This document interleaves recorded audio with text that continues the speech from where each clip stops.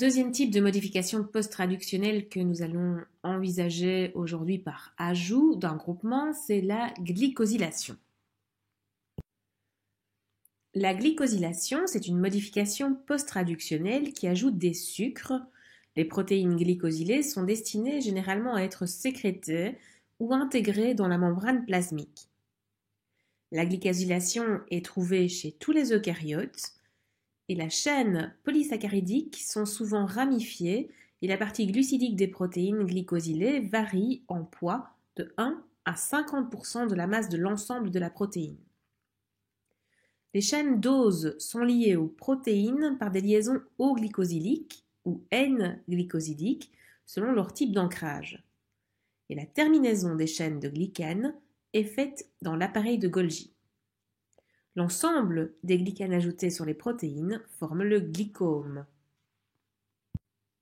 Comme nous venons de l'aborder, presque toutes les protéines sécrétées ou associées à la membrane des cellules eucaryotes sont glycosylées avec des oligosaccharides attachés à la chaîne polypeptidique en une ou plusieurs positions par des liaisons N ou O-glycosidiques. Les sucres attachés aux protéines remplissent deux grands types de fonctions.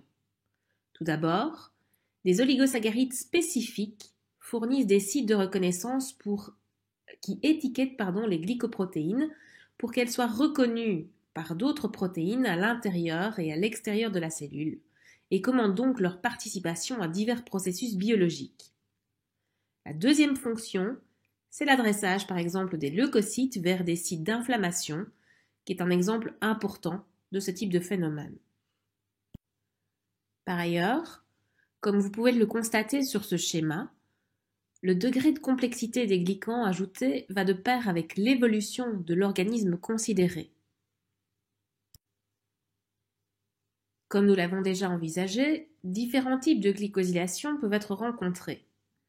Nous avons ainsi les O-glycosylations. C'est la liaison établie entre le N-acétylgalactosamine et l'oxygène du groupement hydroxyle de la sérine ou de la thréonine.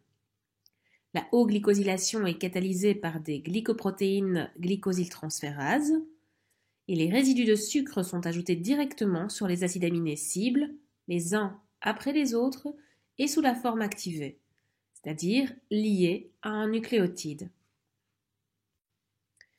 La N-glycosylation, quant à elle, est un événement qui se déroule pendant la traduction.